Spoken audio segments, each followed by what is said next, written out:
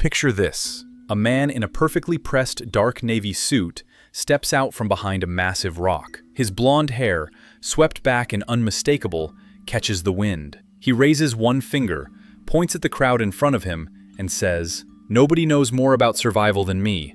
Nobody." The crowd stares back. They are holding wooden clubs. They are wearing animal skins. One of them is eating a raw beetle. Welcome to 50,000 BC, and somehow, Donald Trump is here. Now, before you laugh this off, let's actually think about this seriously. What would happen if one of the most polarizing leaders in modern history was dropped into a prehistoric tribe? Would he survive? Would the tribe survive? Would he somehow build a wall around the cave? This is not just comedy. This is a thought experiment that reveals something real about leadership, power, persuasion, and what humans actually need to survive. Let's find out. It's 50,000 years ago. Somewhere in what will one day become North America, a tribe of early humans is struggling. They have maybe 40 members. They hunt mammoths, gather berries, sleep near fire, and spend most of their day just trying to not get eaten. Then Trump arrives. He doesn't know how to hunt. He has never built a fire with sticks. His shoes, expensive leather ones, are completely wrong for the terrain. And yet, the moment he walks into camp, something happens that surprises everyone. He talks, and he talks loudly. Early human tribes were not just about physical strength, they were about social dominance. The loudest voice, the most confident posture, the figure who seemed most certain in uncertain times, that person often rose to the top. Trump, whatever your opinion of him, is one of the most dominant social presences in modern history. In a prehistoric tribe, that energy would have been immediately noticed. Within hours, the tribe would have been watching him, not because they understood his words, but because of how he said them. Here's where it gets interesting. Prehistoric tribes were not democracies. Leadership was earned through a combination of physical dominance, hunting success, and, critically, the ability to project confidence and reduce fear. Anthropologists call this prestige-based leadership. The person who makes the group feel safest and most directed tends to rise fastest. Trump would have failed at the physical tests. He would not win a wrestling match against a tribesman who had been hunting since age 7.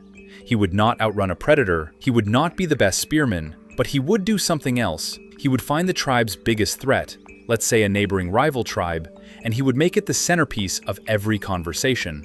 Point at them, gesture dramatically, use repetition, create an us versus them narrative so clear and so loud that the tribe's fear of the outsiders would grow into something that needed a leader to direct it.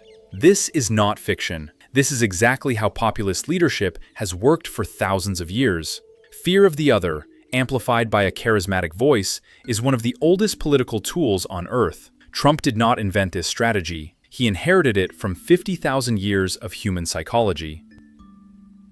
And then, inevitably, comes the wall. Except in 50,000 BC, walls are not made of concrete. They are made of rocks, sharpened wooden stakes, and animal bones stacked in a line. Trump would not build it himself, but he would absolutely take credit for it. Here is the fascinating part. Building a perimeter barrier around a camp is actually a smart survival strategy. Archaeological evidence shows that many prehistoric settlements used natural barriers, ditches, and wooden fences to protect against predators and rival groups. The instinct to build a boundary is deeply human, so Trump orders the wall. The tribespeople build it, and when it keeps out a pack of wolves one night, Trump stands in front of the camp and says, with complete confidence, "I told you, the best wall. No wolves. You're welcome." Does the tribe follow him more after this? Almost certainly yes, because humans, even prehistoric ones, reward leaders who appear to deliver results, even if the tribe did all the actual work. No Trump story is complete without a negotiation. A rival tribe approaches the camp. They are bigger. They have more hunters. A direct conflict would be devastating for Trump's tribe. A weaker leader might panic or surrender. Trump does neither. He walks out in front, alone, in his navy suit, red tie blowing in the wind, completely unarmed. The rival tribe has never seen anything like him. He is not dressed like a warrior. He is not carrying a weapon. He is smiling. This is a documented phenomenon in anthropology. Unexpected, confident, non-threatening behavior in a high-tension encounter can cause the opposing party to hesitate. Trump's sheer oddness in this context, the suit, the hair, the gestures, would have created a moment of confusion that he could exploit. He points at their leader. He points at himself. He makes a big show of placing a pile of animal skins on the ground between them, an offering, a deal. Rival tribe gets skins. Trump's tribe gets safe passage through the hunting grounds to the north. Both sides walk away.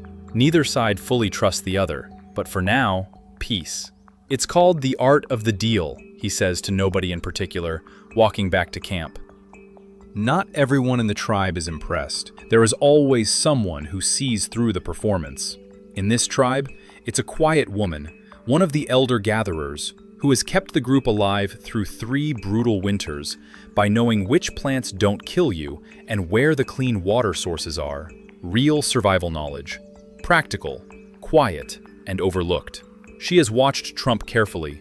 She notices that he eats the best portion of the food without hunting for it.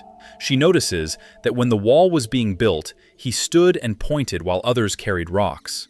She notices that after the rival tribe encounter, he described the negotiation as his victory, when it was really just dumb luck and a pile of skins. She begins talking to others, quietly.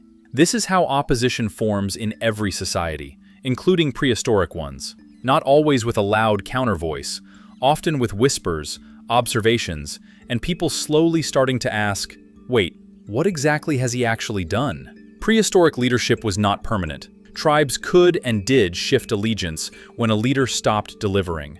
The question was always, can this person keep us alive? Then the real test comes. A mammoth migration passes close to the camp. This is the single biggest hunting opportunity of the year.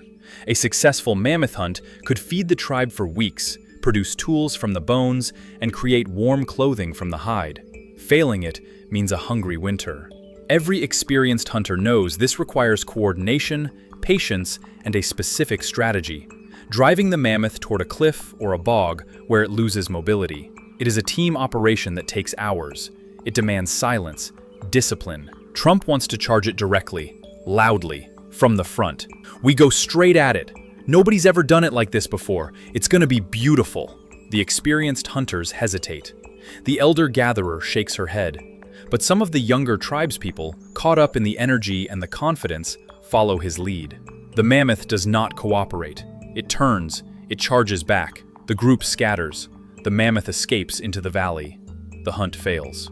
This moment is historically important, not just for this imaginary tribe, but as a mirror of something real. History is full of charismatic leaders whose confidence outpaced their competence at critical moments. The energy that makes them powerful in times of social fear can become dangerous in times of practical crisis. The tribe survives, but the winter is harder than it needed to be. So what is Trump's legacy in 50,000 BC? It's complicated. Just like in real history, he did not destroy the tribe. They survived. The wall helped. The negotiation bought them time. His social dominance kept the group together during moments of external threat. In that sense, he functioned, imperfectly, controversially, as a leader. But the mammoth hunt failure cost lives. His habit of claiming credit while others did the work created resentment that would outlast him. And the quiet woman, the one who actually knew where the food was never given a seat at the fire council, even though she probably saved more lives than anyone. The tribe eventually moved on, as tribes do. New challenges, new leaders, new walls to build, or tear down. But if you walked through that prehistoric camp 10,000 years later and found their cave paintings, you would almost certainly see, scratched into the rock, the image of a figure with swept-back hair, a long red tie, and one finger pointed dramatically at the sky. Because humans have always remembered their loudest leaders. Whether that's a good thing, well, that's a question 50,000 years of history still hasn't fully answered.